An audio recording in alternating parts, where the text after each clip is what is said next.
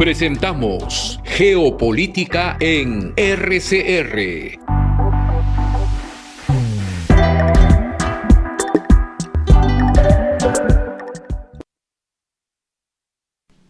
Muy buenas noches, amigos que nos acompañan ya 2 años y casi 6 meses en este programa de carácter cívico, un servicio educativo, no partidista, pluralista, y en el cual nos honramos con la participación y la contribución de personas de valer, tanto varones como mujeres, así como, por ejemplo, en el caso de hoy, nos acompaña el embajador Hernán Couturier Mariátegui, embajador del Servicio Diplomático del Perú, persona que ha dedicado muchísimos años al servicio del Estado, no de un partido ni de un gobierno, sino lo que es al servicio del Estado.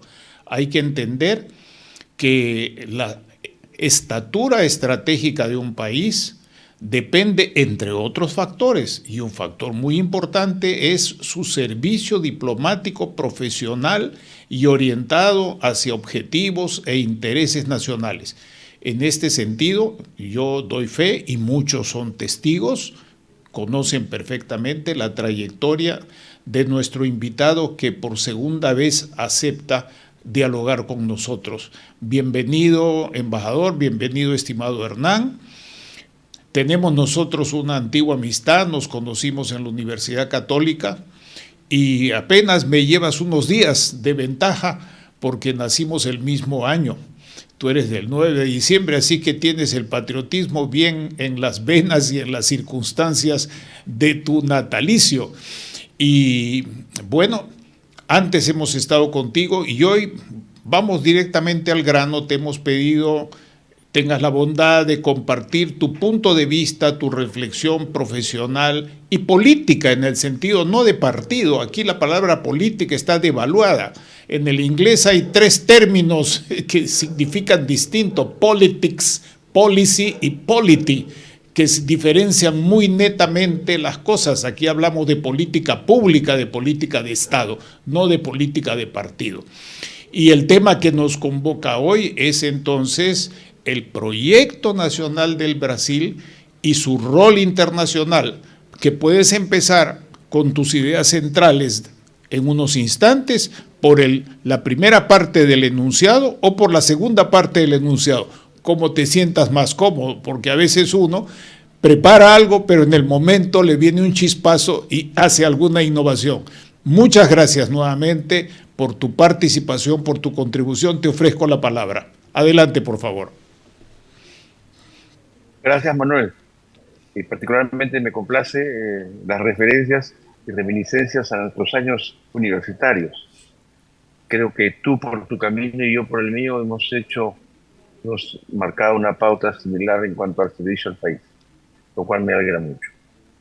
Bueno, como has tenido la gentileza de invitarme sobre este tema que es el Brasil, ¿no? El proyecto nacional del Brasil y su rol, cómo se autoperciben ellos en cuanto al rol internacional que deben cumplir. En primer lugar, desearía hacer una acotación aclaratoria. Todo lo que yo diga exclusivamente representa mi pensamiento personal y nada compromete a las instituciones a las que pertenezco o he pertenecido. Gracias. Vamos a comenzar con un pequeño recuento histórico muy breve, porque de alguna manera delinea la naturaleza de lo que posteriormente será la vocación geopolítica del Brasil. Y esto se remonta desde el siglo XV, prácticamente, cuando hay una confrontación de intereses y vocaciones de los 2 imperios coloniales más importantes de su época, que eran España y Portugal.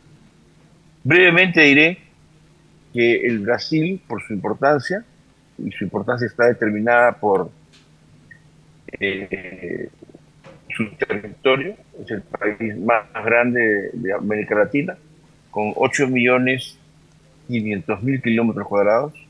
Por su población, es un país que tiene 212 millones de habitantes, y por su Producto Bruto Interno, que sin duda también es el más grande de nuestra región, con 2.331 millones de dólares.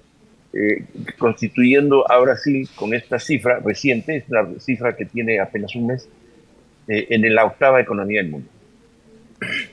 Por lo tanto, es el país más grande de nuestra región y que por su pasado, por haber sido un imperio, por haber tenido un devenir histórico muy interesante, se proyecta dentro de parámetros y hacia objetivos muy particulares, yo diría prácticamente los únicos que se registran en nuestra región. Cuando hablo de nuestra región hablo de América Latina, pero particularmente mejor Sudamérica.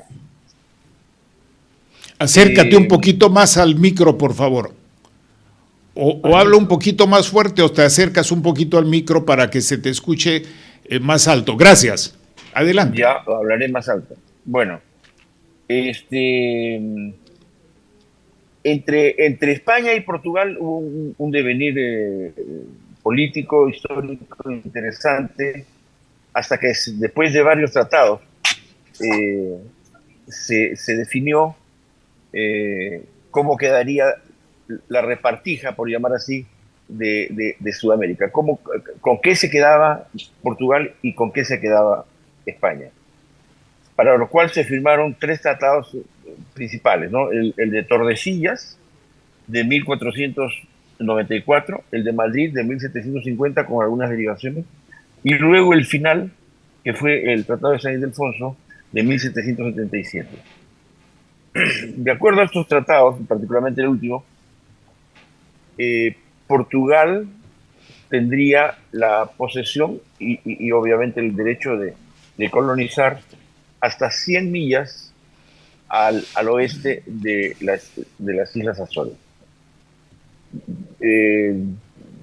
Acuerdo del cual posteriormente España lamentó mucho, por supuesto, ¿no? Porque quedaba una parte muy importante del territorio sudamericano bajo la soberanía, digamos, de Portugal, ¿no?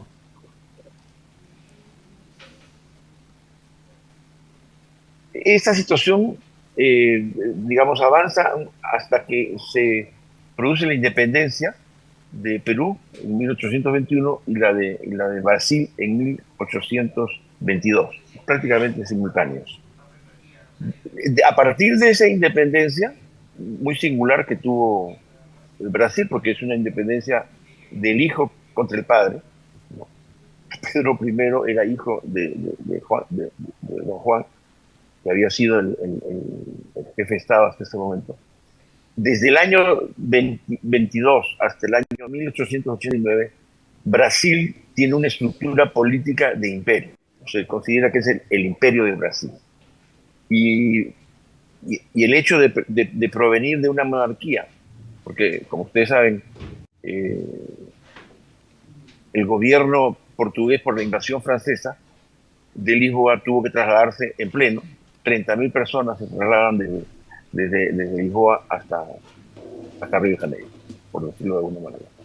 Y esto continúa hasta el año 89, en que hay un golpe de Estado militar que destrona al emperador y se convierte en República Federativa de Brasil, aunque se llamó inicialmente República de los Estados Unidos de Brasil.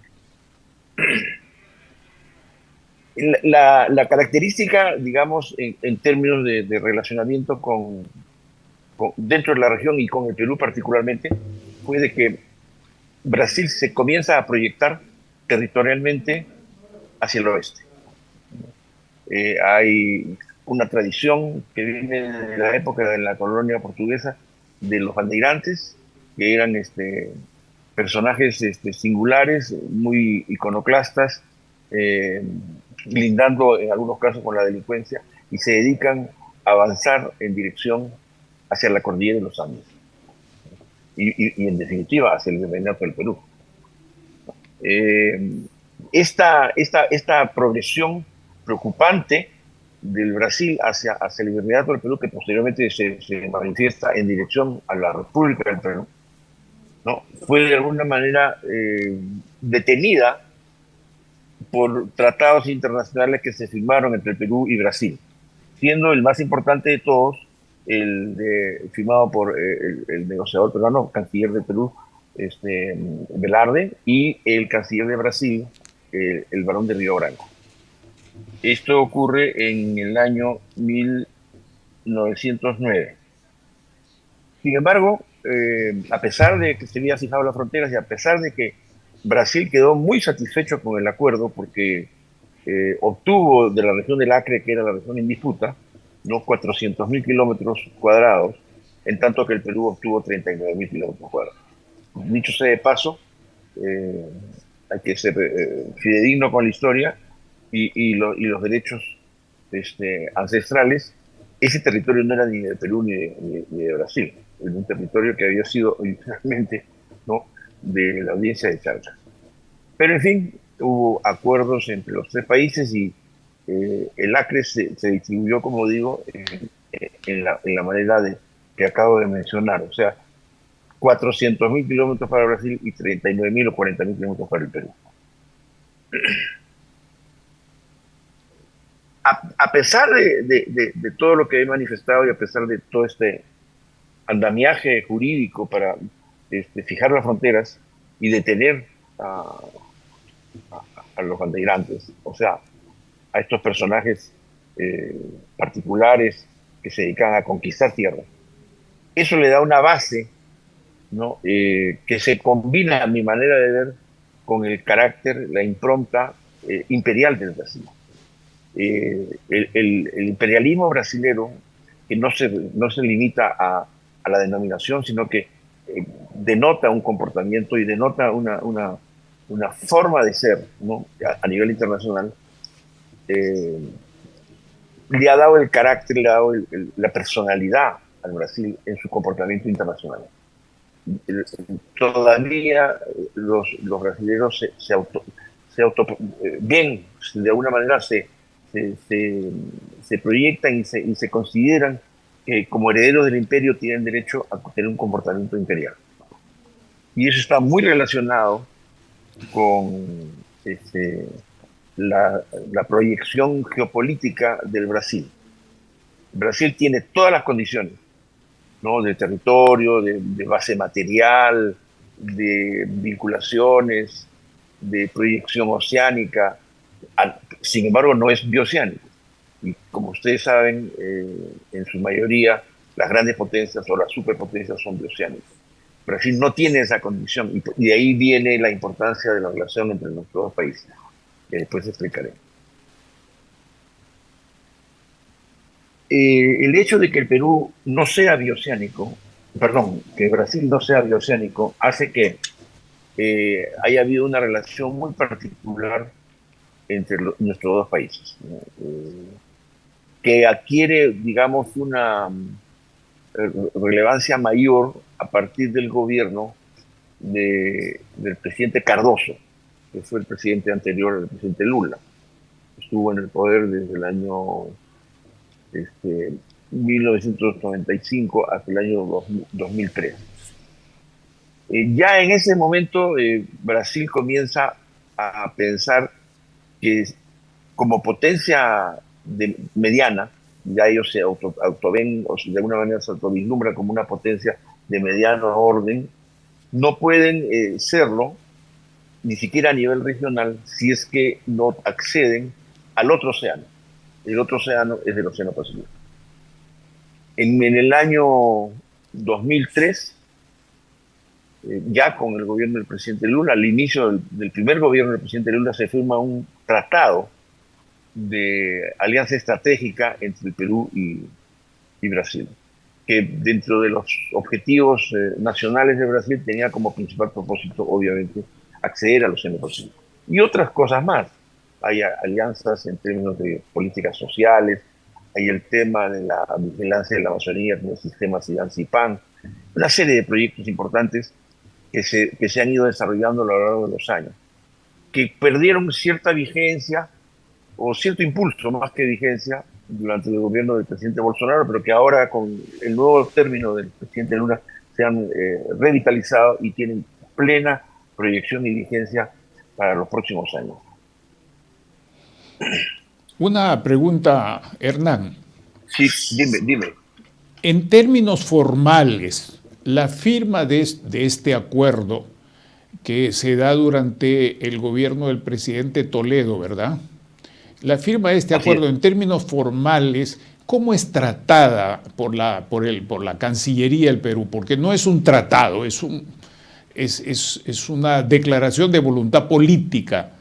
Pero ¿cómo es tratado y en qué se expresa luego para su efectivo cumplimiento? Porque algunas cosas, la carretera interoceánica sur es parte de eso, pero ¿qué otras cosas? Sipam quedó un poco en el olvido, y algunas otras cosas. Por eso la naturaleza de esta pregunta. Bueno, sí es un tratado, o por lo menos considerémoslo un acuerdo internacional entre los dos países, que viene a ser el acuerdo madre de todo lo que después se deriva, porque ahí comienza la densificación de compromisos entre los dos países, ¿no?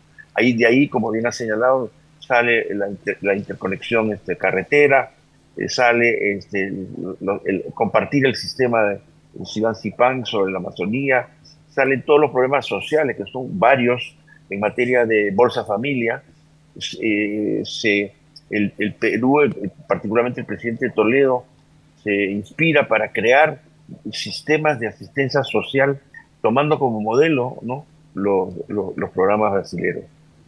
Hay una infinidad, una densidad enorme de proyectos que no los tengo presentes ahora, pero que han sido desarrollados y han ido incrementándose a lo largo de los años. Ya tenemos 21 años desde que existe alianza estratégica entre los dos países, con altibajos, porque claro, en algunos momentos no ha habido el impulso que le daba el gobierno del presidente Lula, pero que, como vuelvo a repetir, ahora sí están nuevamente adquiriendo gran vigencia, ¿no? Y creemos, a mí, en mi personal percepción, yo creo que es muy importante esta alianza estratégica entre los dos países, no solamente desde el punto de vista estratégico, militar, sino también desde el punto de vista del desarrollo, ¿no? El sistema Sipam es un sistema satelital con una red radárica entre los dos países que permite, si es bien empleado, por supuesto, cosa que no ha ocurrido porque de nuestra parte no hemos cumplido con lo que nos comprometimos, que consistía básicamente en comprar un avión que se denomina en inglés AWAC y 4 estaciones radáricas, cosa que no hemos hecho, a pesar de que Brasil nos ofreció una ayuda muy favorable al Perú. Creo que todavía estamos a tiempo de poder insertarnos, de poder integrarnos al sistema de ellos, con lo cual nosotros tendríamos, sin necesidad de contar con un servicio satelital, utilizar el servicio satelital que tiene Brasil, que es muy completo y que yo personalmente lo he podido comprobar, te permite ver absolutamente toda Sudamérica, no solamente la Amazonía, sino toda Sudamérica. Yo estaba en las estaciones de control de sistemas Sipam en Brasilia, en Porto Velho y en Manaus, y es realmente espectacular la capacidad que tiene el sistema de poder controlar en tiempo real todo lo que ocurre. Si se usara bien el sistema, yo les podría decir de que el tema del narcotráfico, de las zonas, entre comillas, liberadas por estas bandas narcotraficantes y los aeropuertos clandestinos, no creo que duraría mucho. En fin. Bueno, esto que señalas es muy importante para nuestros amigos, permíteme subrayarlo, porque no solamente por los años que has trabajado en la Cancillería en distintos temas relacionados y por tu preparación, sino porque has ejercido como embajador del Perú en el Brasil esa representación. Y muchas personas piensan que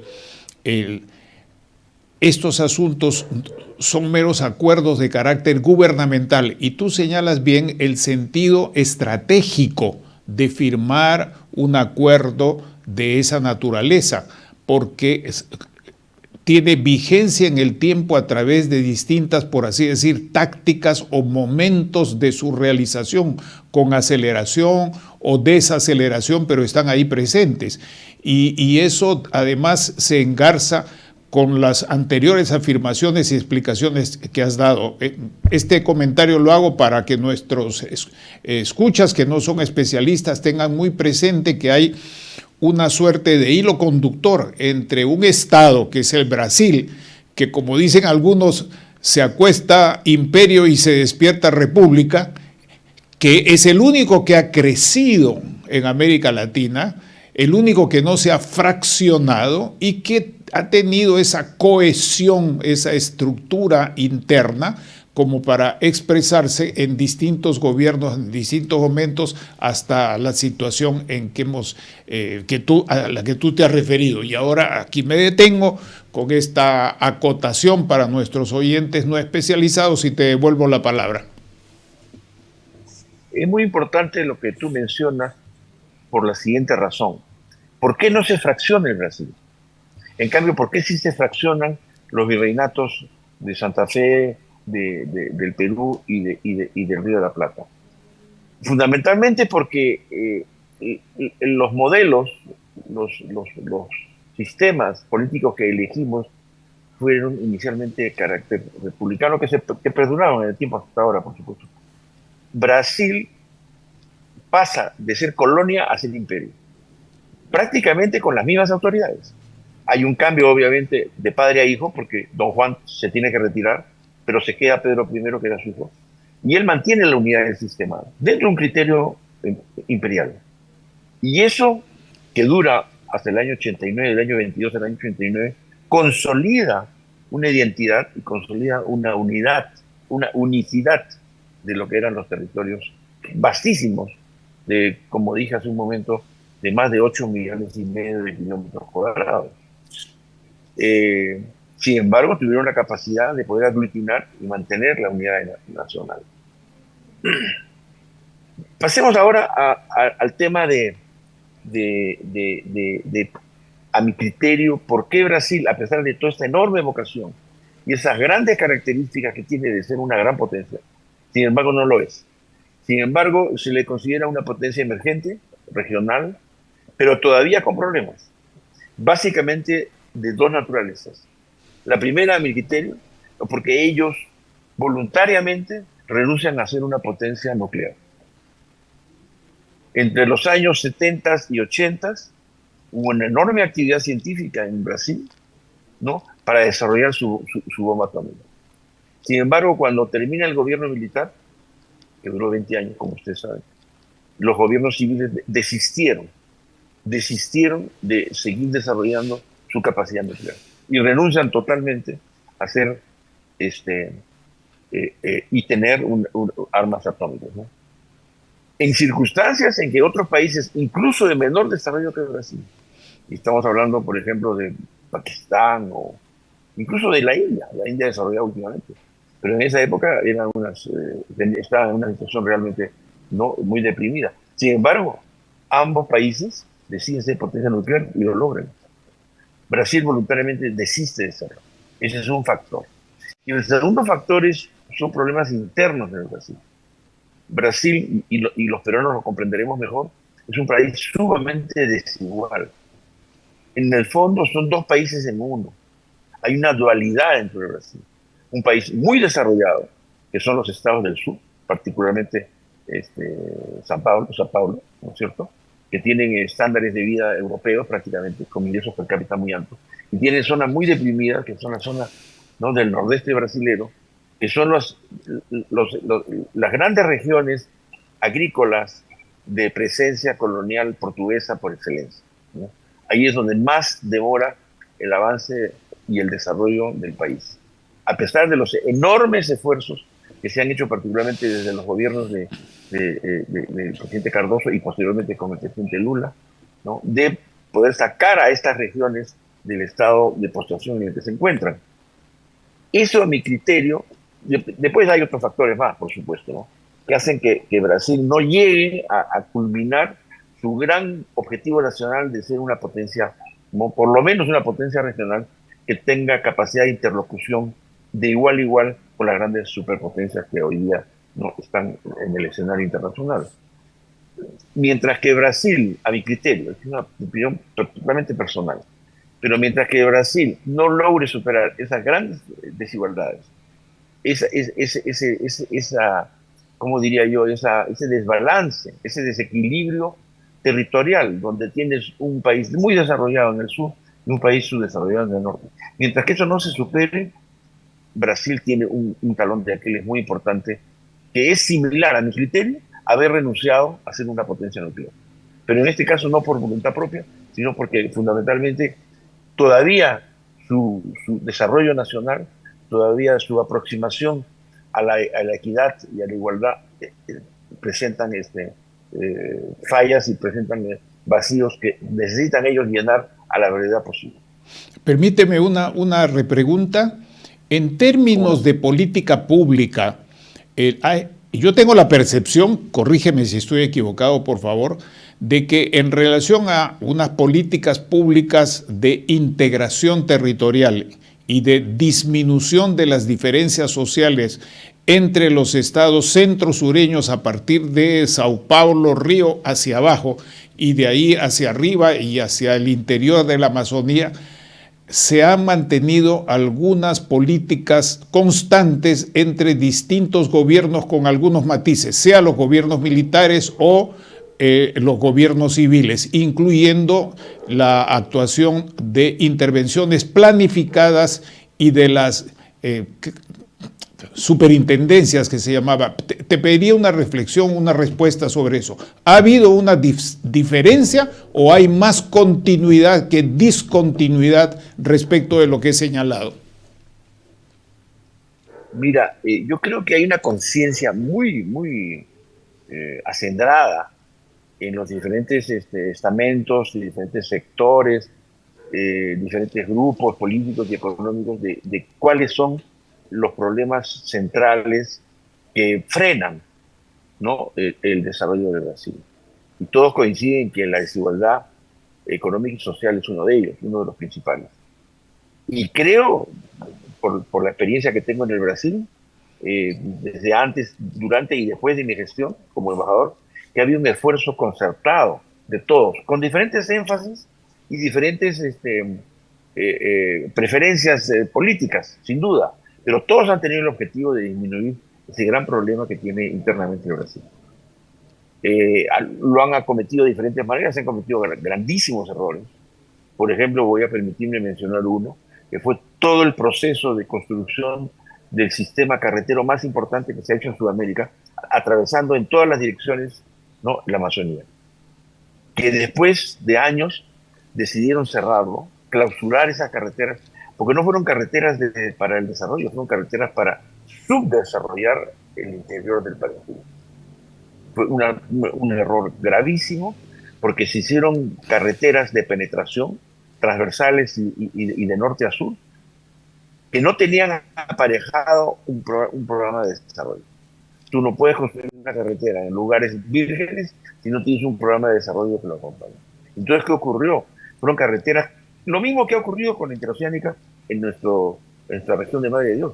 Han consistido en vías de penetración para deforestar, para depredar y para contaminar. Lo que vemos en cuanto a la explotación ilegal del oro en La Pampa, en Madre de Dios, es un poco lo que ocurrió en Brasil hace 30 años y que se multiplicó por 4, ¿no? Al punto que cuando vinieron los gobiernos posteriores, decidieron cerrar esas carreteras, están clausuradas. No se permite que se transite por esas carreteras, porque son carreteras que permiten una colonización perversa, destructiva, que allá le llaman desmatar. Desmataron la Amazonía. Entonces, sin embargo, el propósito era bueno, el propósito era conquistar el hinterland, cosa que se requiere naturalmente en nuestros países, que somos países con economías periféricas en calidades de factorías al borde del mar. Entonces había que... Brasilia, el propósito de Brasilia fue el mismo, pero fue hecho por el presidente Kubitschek de una manera mucho más inteligente. El solo construir carreteras sin ningún tipo de aparejamiento en materia de programa de desarrollo es un gravísimo error. Entonces, para contestarte, ha habido una constante, ha habido una decisión compartida de todos de poder desarrollar de una manera justa, equitativa y acabando con la desigualdad en el Brasil, pero no necesariamente todos tenían dedos organistas y ya sabían lo que estaban haciendo. Lo que pasa es que la experiencia pues es madre de la ciencia. Cometieron errores y los han tratado de subsanar después. Cuando hicimos la interoceánica, y aprovecharé para decir algo sobre el Perú, ellos con la experiencia tenida por 40 años nos dijeron, no dejen de hacer programas de desarrollo, creen instituciones que aparejen la construcción de la carretera y no dejen que la carretera quede sola, abandonada, porque la carretera sola es un peligro para el desarrollo del país. Y eso es lo que ha ocurrido. No hemos creado las instituciones necesarias para desarrollar esas zonas, para desarrollarlas racionalmente, y fíjate lo que ha pasado. Madre de Dios, es realmente algo lamentable, ¿no? Particularmente en las zonas donde están explotando ilegalmente el oro. Y además No sé si lo que ha pasado ahí ha catapultado a la gente que está en la ilegalidad hasta muy altas esferas en Lima y en distintos poderes del Estado, no solamente en los gobiernos regionales. Después de esta atención que has tenido a la pregunta, te agradecería que retomaras el hilo de tu exposición para luego yo hacerte otra interrogación. Otra interrogante. Con el mayor gusto. Bien. ¿Qué cosa hace el presidente Lula cuando accede al gobierno en el año 2003, sabiendo que ya el tema del desarrollo nuclear estaba puesto de lado, sabiendo que el gran desafío de Brasil era acabar con las grandes brechas sociales y económicas, acabar con la desigualdad?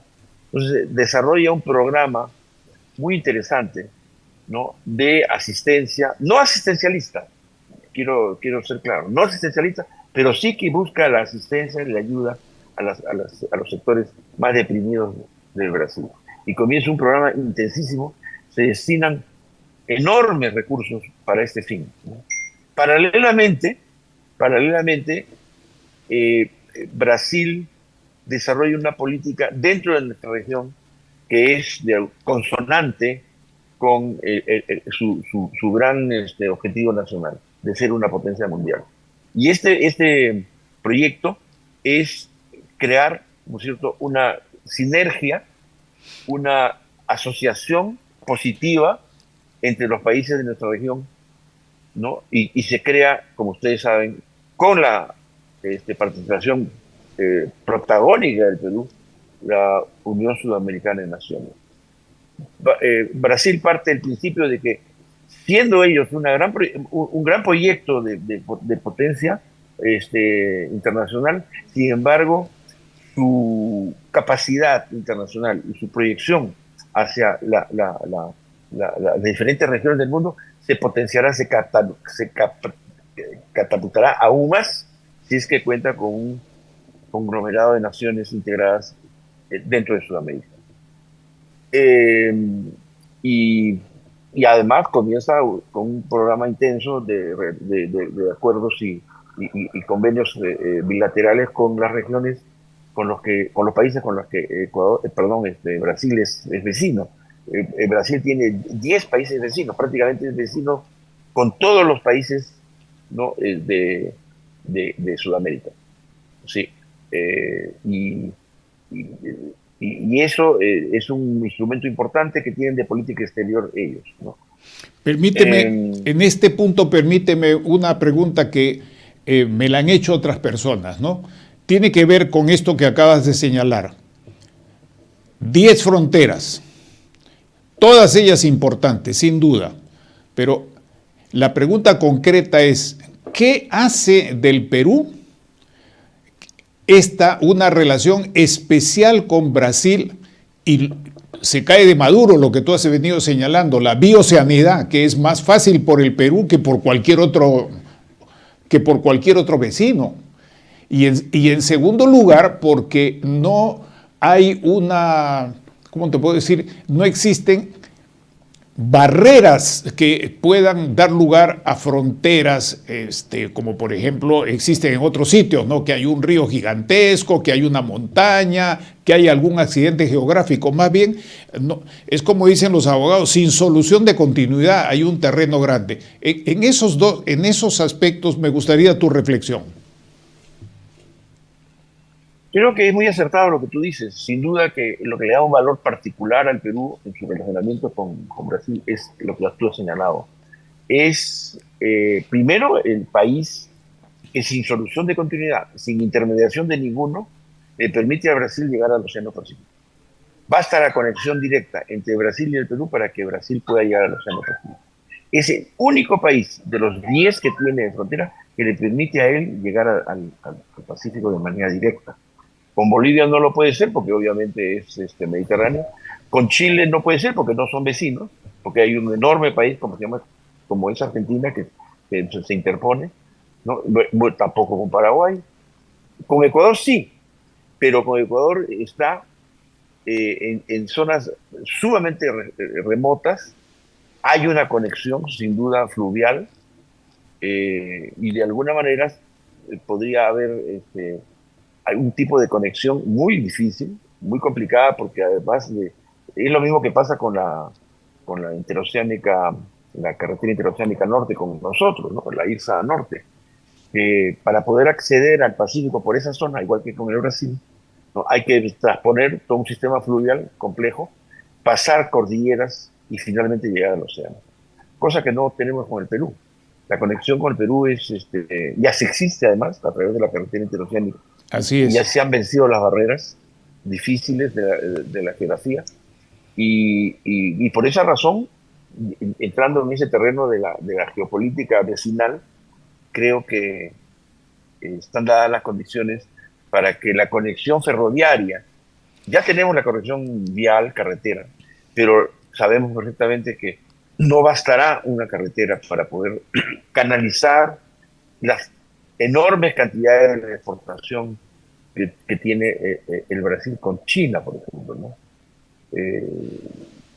Para tener una idea superficial de lo que esto significa, Brasil le exporta anualmente a China 122 billones de dólares en mercadería e importa 69.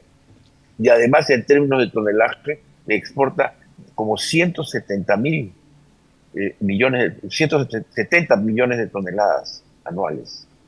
Ustedes se pueden dar una idea de que eso requiere un sistema de comunicaciones muy eficiente, muy directo, y que no debe estar sujeto, por supuesto, a ningún tipo de obstáculos ni interrupciones, como puede ocurrir con algunos países, ¿no?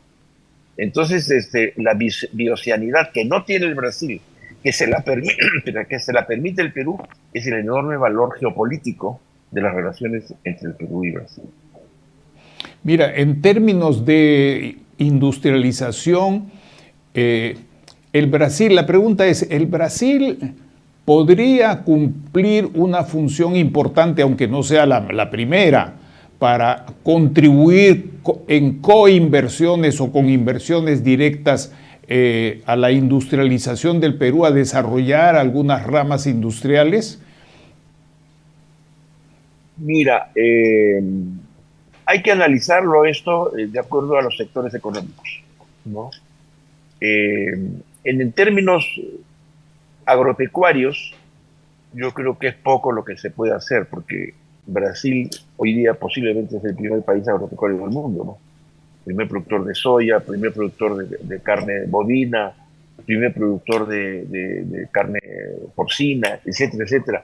Aparte de que produce 400 millones de toneladas de azúcar al año, no solamente soya, tiene una gran producción de maíz, etcétera, etcétera. Nosotros somos un pigmeo pues al lado de Brasil en términos de producción agropecuaria. Donde yo creo que puede estar más centrada la cooperación es en la parte metalúrgica. Yo creo que es factible que Perú, país minero, que hasta ahora no ha logrado industrializar, ¿no?, su gran recurso minero, pueda hacerlo en convivencia, en el buen sentido de la palabra, ¿no? Sí. Brasil es también un gran exportador de hierro, y a China particularmente, ¿no? Antes, ¿no? Empresas brasileñas hoy día son grandes productoras y propietarias de minas de siderúrgicas en diferentes partes del mundo. ¿Por qué no en el Perú? Ya hay una en el Perú, como ustedes saben, ¿no?, que es Gerdau, que está en Chimbote. Pero podría haber más. Nosotros tenemos una enorme producción, o vamos a tener una enorme producción de hierro de Apurímac, que por el momento no puede salir, no puede ser exportada porque no tenemos puerto. Los puertos de Hilo, de Matarani y de San Martín de Pisco son muy pequeños, ¿no? Solo para tener una idea, Apurímac que estaría en capacidad de exportar 40 millones de toneladas anuales de hierro. Pero sería un crimen que nosotros exportáramos 40 millones de toneladas de hierro cuando nosotros deberíamos procesar, poner algo de valor agregado, ¿no? Y eso se puede hacer, yo creo, que con una asistencia, ¿no?, brasilera, porque ellos han desarrollado mucho su industria siderúrgica también y tienen grandes empresas en ese campo, ¿no? O sea que yo creo que hay aspectos, otro aspecto que me permito mencionar. Brasil tiene las empresas más grandes productoras de ómnibus del mundo, ¿no? Tiene Marco Polo, por ejemplo, tiene plantas de ensamblaje de ómnibus en China, en Rusia, en Estados Unidos, en Europa, en diferentes partes. Tiene 7 plantas en el mundo. Alguna vez hablamos con los dueños de Marco Polo de poner una en el Perú y estuvimos a punto de lograrlo. Y ahí se puede incorporar grandes cantidades de componentes nacionales, ¿no? Y ellos están abiertos a ese tipo de integración industrial. O sea, teniendo el puerto, los megapuertos, teniendo primero Chancay, que ya es una realidad, y posiblemente en un futuro próximo Corío, yo creo que buena parte, ¿no?, de la producción industrial de Brasil, agropecuaria e industrial, se va a canalizar al Pacífico por nuestro territorio. Y eso va a dar oportunidad de que se creen una serie de economías externas en nuestro territorio para el beneficio de nuestra producción nacional. En este orden de cosas, permíteme otra inquietud. Antes de que me gustaría también que conversáramos algo sobre la cooperación en temas de seguridad y defensa nacional, ¿no? Que la gente lo percibe solo como una cuestión militar, pero es algo más complejo, no tengo que explicarte eso, tú lo sabes mejor que yo. Pero hay una parte del transporte aéreo en el Perú, particularmente en la Amazonía, que es evidentemente deficitario. Y mientras tanto, el Brasil tiene distinto tipo de producción de aviones. ¿Alguna vez has conocido tú una iniciativa peruana como para aprovechar esa capacidad productiva que tiene Brasil? Cito los Embraer de pasada, pero también otro tipo de aeronaves, para poder hacer inversiones conjuntas, sector privado, sector público, para atender una parte importante de la Amazonía, donde hay más aviones de contrabando de oro y de droga, que es lo que necesitamos para las personas, ¿verdad? ¿Qué sabes al respecto, por favor? Mira, Brasil tiene la empresa más grande que produce aviones que le llaman medium range, ¿no? Es Embraer, medium range jets. Es un tremendo productor de aviones de mediano alcance. Siempre han estado muy interesados ellos en que el Perú sea uno de sus clientes preferidos, porque primero por la vecindad, segundo porque compartimos la Amazonía y por muchas otras razones, ¿no? Inclusive, voy a permitirme mencionar algo que no es muy agradable, ¿no? Nosotros compramos hace unos años, ¿no?, durante el gobierno del presidente Humala, un número importante de super tucanos hechos en Brasil. Y a último minuto la compra se canceló y terminamos comprando aviones coreanos, muy similares y posiblemente de igual calidad. Pero eso ocasionó que se suspendiera la visita de la presidenta Dilma Rousseff al Perú. Fue un hecho muy desagradable que no se suele hacer en diplomacia, ¿no?, ni en las relaciones internacionales, y nunca las había hecho el Perú anteriormente, ¿no? Luego, con el asunto del Ciban-Cipan, nosotros estuvimos a punto de comprarle a Brasil, ¿no?, el avión AWAC, que nos iba a permitir integrarnos al sistema, ¿no? Estuvimos en conversaciones, nos hicieron un precio extraordinariamente favorable, más o menos al 60% de lo que nos costaría un avión similar en Estados Unidos o en Europa, ¿no es cierto?, con enormes facilidades, periodos de gracia y intereses muy bajos. Sin embargo, ahí quedó la cosa, ¿no? Dejamos plantado a Embraer con la compra de Leigo, cosa que hasta ahora no tenemos y que es fundamental tenerlo, para poder combatir el narcotráfico y ahora en épocas más recientes el tema de, ¿no?, de la minería ilegal, ¿no? Así Entonces, es. eh, el potencial existe, pero lo que habría que tratar de evitar en el futuro es nuestro comportamiento, no con el Brasil en estos aspectos, ¿no?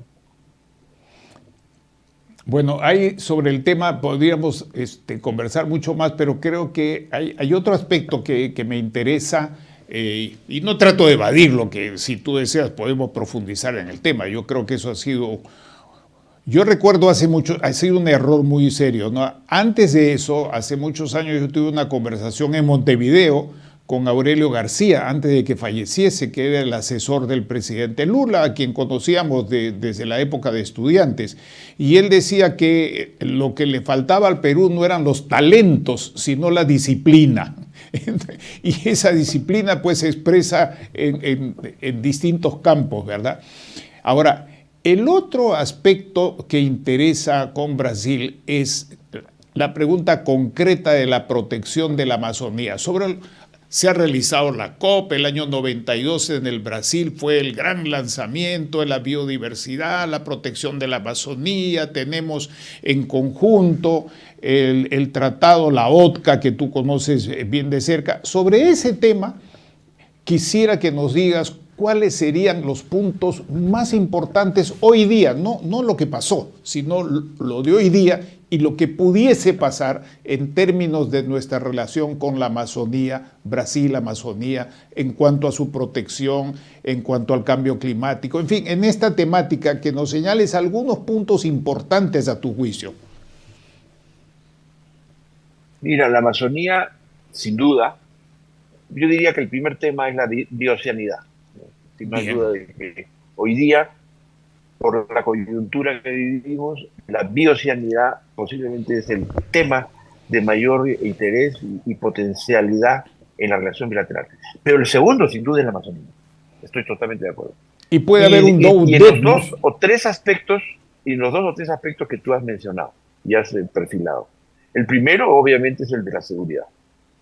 El sistema Siban-Sipan nos ofrecía, nos sigue ofreciendo, porque el acuerdo está vigente, lo que pasa es que nosotros no lo cumplimos, está vigente para tener un servicio compartido de vigilancia satelital, ¿no?, desde el punto de vista del desarrollo y de la defensa conjunta de la Amazonía.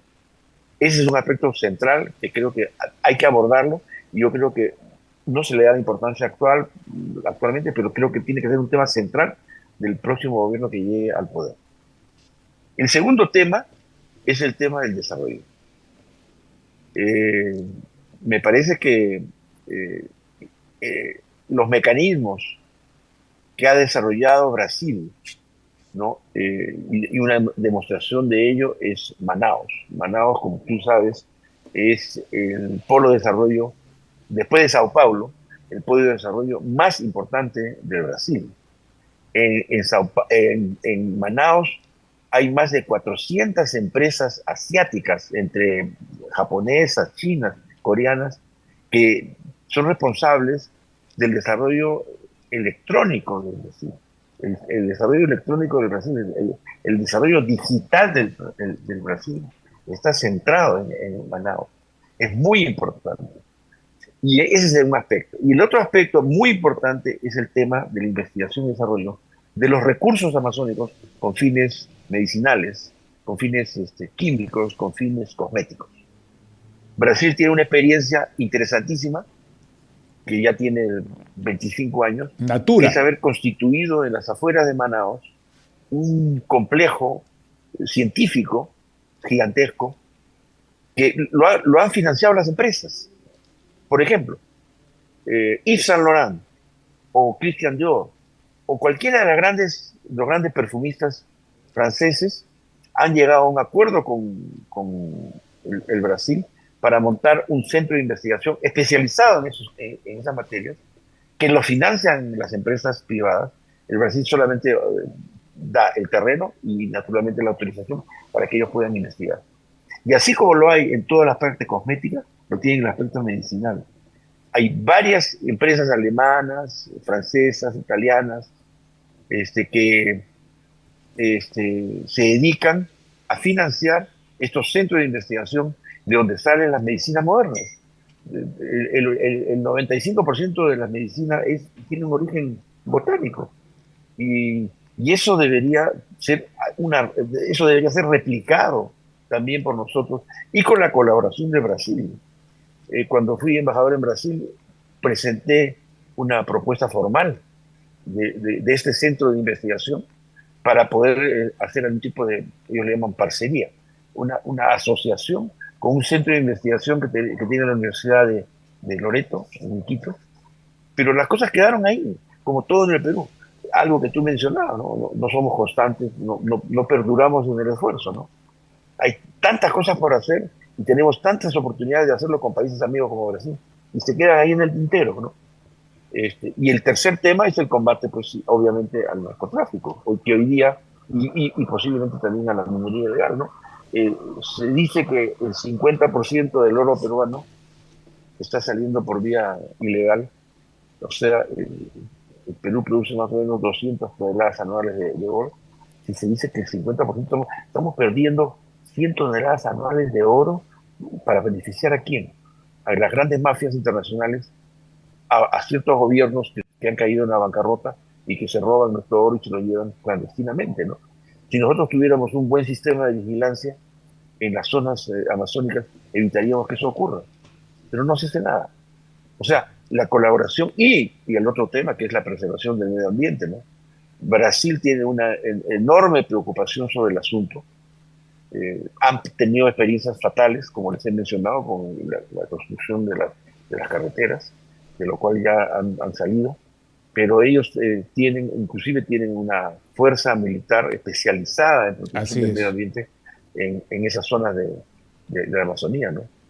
Tenemos mucho que aprender y mucho que colaborar con Brasil en ese aspecto. Y hay un pequeño detalle que me gustaría añadir, solamente añadir como ejemplo de cómo esto se manifiesta en algunas cuestiones políticas.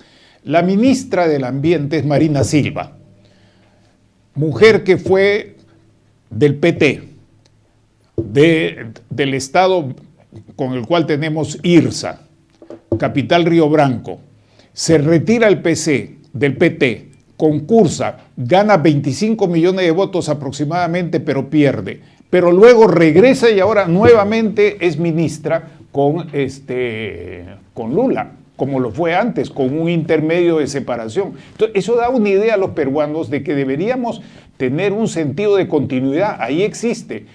Y además, los puntos que tú has señalado, mira, coincidentemente son los mismos que me cupo conversar cuando fui presidente del Consejo del Ambiente con ella, en las reuniones en Santa Cruz de la Sierra, en Buenos Aires y también en Kenia.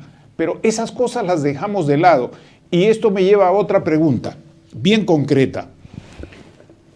Nosotros tenemos estos compromisos que tú has reseñado muy clara y sistemáticamente, pero si no nos ponemos las pilas, Brasil va a dejar de hacer las otras inversiones que se llaman las del Capricornio para integrar Chile, Bolivia, Paraguay con Brasil.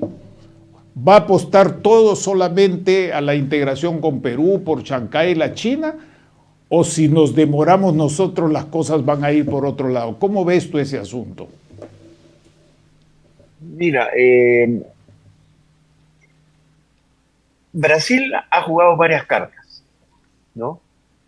Un poco empíricamente, sin mayor experiencia, porque no la teníamos, ningún país la tenía, de intentar vías de interconexión interoceánica, vamos a llamarlos, ¿no? Ha habido una experiencia con Argentina y con Chile, que condujo en un momento a un proyecto que se llamó el Corredor Interoceánico Aconcagua, que se desarrolló entre el año 2011 y 2016, que está abandonado, porque implicaba construir un túnel transandino de baja cota de 57 kilómetros atravesando la cordillera de los Andes.